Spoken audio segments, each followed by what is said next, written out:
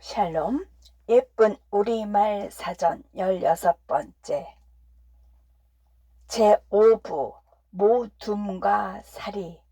사람은 혼자서 살 수가 없습니다. 서로 어울려 모둠을 이루고 삽니다. 그래서 사람을 사이좋게 만드는 예쁜 우리말이 많습니다. 더불어 공부를 즐겁게 하고 놀이를 더욱 재미있게 하는 우리말을 알아봅니다. 사이좋게 살아요. 첫 번째 동아리. 목적이 같은 사람들이 한 패를 이룬 무리. 동아리는 동창회나 계모임과 같은 단순한 친목 단체와는 다릅니다. 같은 뜻을 가지고 함께 모여 활동을 벌이는 패거리를 말하지요. 옛날 대학가에서는 동아리를 서클이라고 하였지요. 서클 가운데는 불량 서클도 있었답니다. 하지만 불량 동아리는 거의 없지요. 동아리는 생선 가운데 동아리, 나무 아래 동아리처럼 긴 물건의 한 부분을 말하기도 합니다. 짧고 작은 동강 또는 그것을 세는 단위가 도막이라면 동아리는 조금 더 크고 긴 물건의 한 부분을 가리킵니다. 학교에 우리말 동아리가 생겨났어요. 정말 잘된 일이구나. 그런 뜻깊은 동아리 활동은 한번 해봄직하겠다. 두 번째, 두레. 농촌에서 농사철에 공동 작업을 위해 마을이나 몇 개의 두럭 단위로 만든 조직이지요. 두레는 농번기에 농사일을 공동으로 하기 위하여 마을 단위로 만든 조직입니다. 모심기 두레, 김매기 두레, 길쌈 두레, 풀베기 두레 따위가 있었지요. 이처럼 두레는 일하는 공동체이면서 더불어 놀며 여가를 즐기는 단위였습니다. 두레는 여러 가지 뜻으로 쓰인 말입니다. 동네 풍물패를 두레패라고 하며 농민들이 음식을 장만하여 모여서 노는 것도 두레라고 합니다. 둥근 밥상을 일컫는 두레상도 두레서 갈라진 말이지요. 또 두레상 주위에 둘러앉아 음식을 먹는 것을 두레 먹다고 합니다. 오늘은 두레 생협에서 사온 유기농 농산물로만 밥상을 차리자. 요즘에도 두레가 있나요? 세 번째, 목고지. 놀이나 잔치로 여러 사람이 모임. MT라는 외국말이 있어요. 영어 멤버십 트레이닝을 줄인 말이지요. 동아리 활동을 잘하기 위해 수련회 따위를 하는 것을 말합니다. 그런데 지금은 MT 대신 목고지라는 말이 널리 쓰입니다. 목고지는 흔히 상이나 산이나 강 그리고 바다 같은 야외로 나가서 합니다. 이 때문에 목고지 간다는 표현을 쓰기도 하지요. 하지만 엄밀히 따지면 고르지 않은 표현입니다. 목고지 자체가 여러 사람이 모여 놀이판을 여는 것을 뜻하므로 목고지 하러 간다고 해야 바른 표현입니다. 우리 가족도 1년에 한 번씩 목고지 하러 가요. 좋은 생각이다. 그럼 전 목고지는 어디 가서 할까? 네 번째, 모둠과 모람. 모둠은 어떤 모임이나 단체를 다시 작게 나는 집단, 조. 모람은 모인 사람, 구성원, 회원, 주민. 학교에서 효율적인 학습을 위하여 학생들을 대여섯 명 정도로 묶은 단위를 모둠이라고 하지요.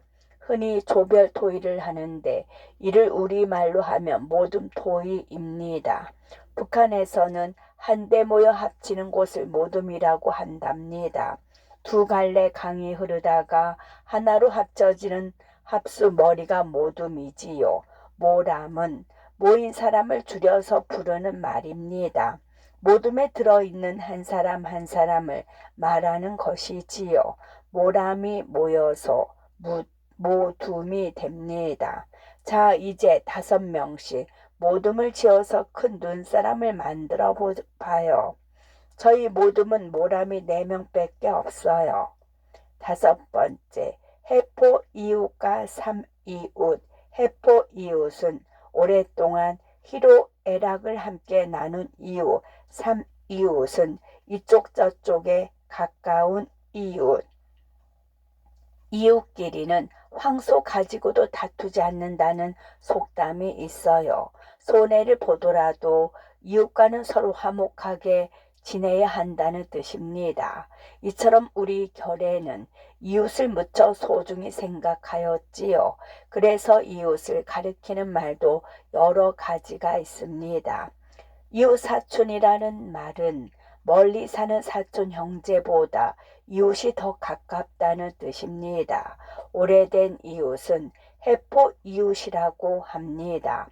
한 해가 넘도록 함께 살아온 이웃을 말하지요. 삼이웃은 어느 특정한 이웃집이 아니라 가까이 있는 여러 이웃을 통틀어 일컫는 말입니다. 아유, 뭘 이렇게 가져오셨어요? 해포 이웃끼리 서로 나누어 먹어야죠.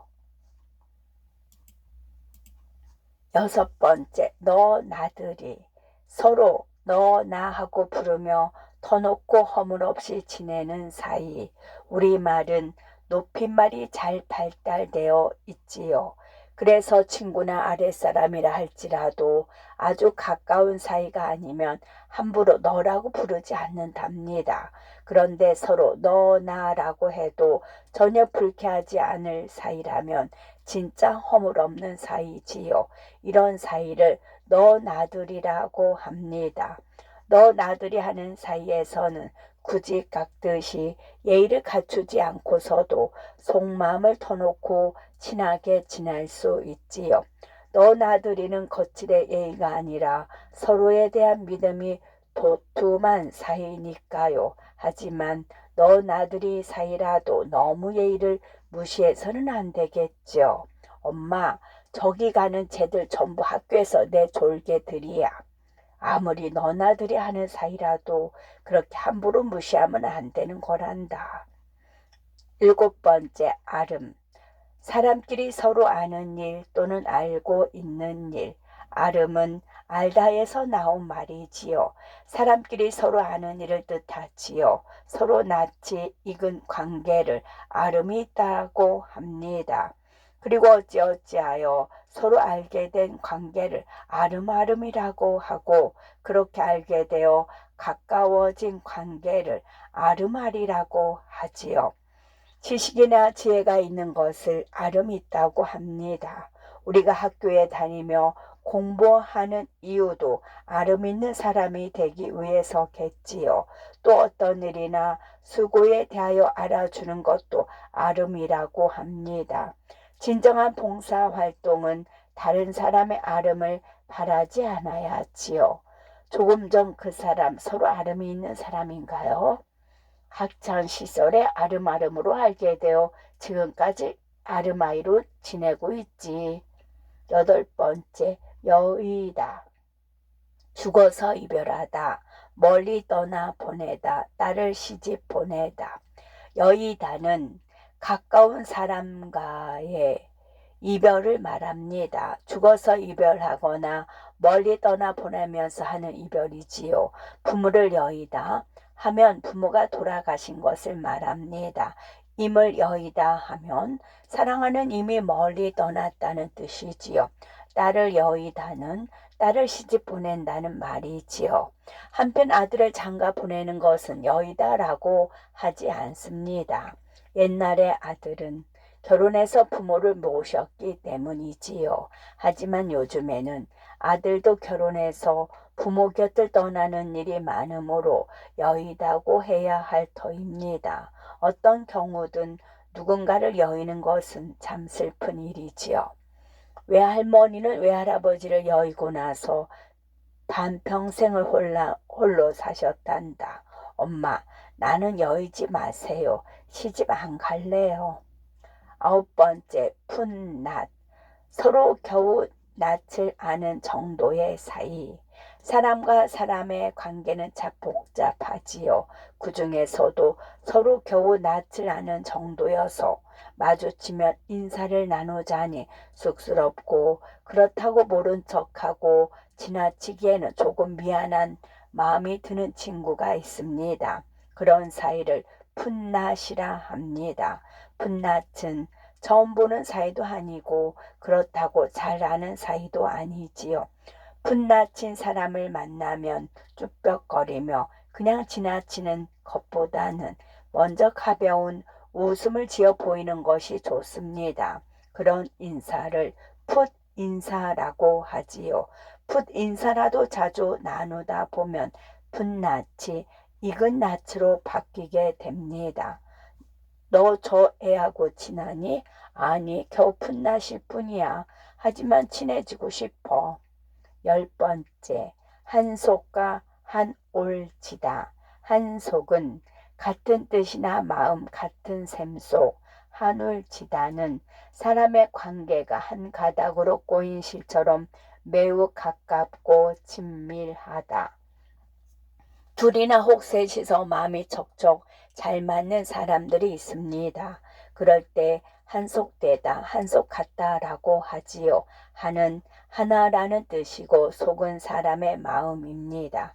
그러므로 한속은 한 가지 속마음이에요. 한올은 실한 오를 아기를 말합니다. 여러 가닥이 한올로 꼬인 것처럼 매우 가까운 사이를 가리키지요. 그러나 한속되거나 한올진 것이 무작정 좋은 것만은 아닙니다.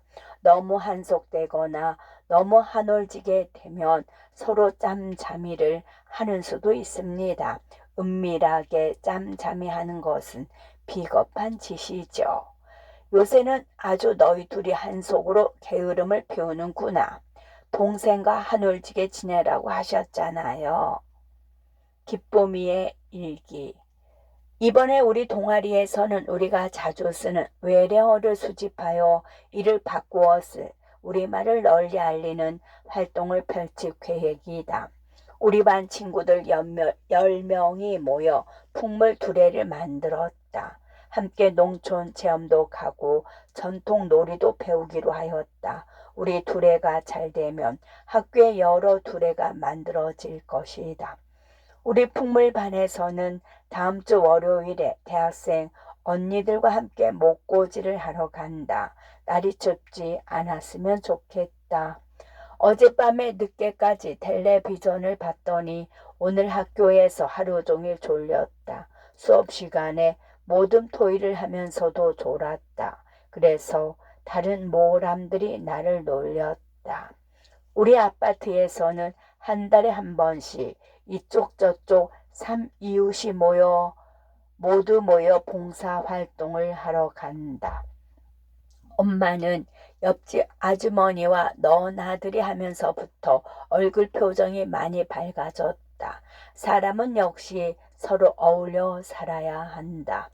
나는 여러 사람과 아름하는 것이 불편할 때도 있다. 아름아리로 만난 친구들을 만나면 인사를 나누어야 할지 말아야 할지 망설여진다. 오늘은 옛날 소설 심청전을 읽었다.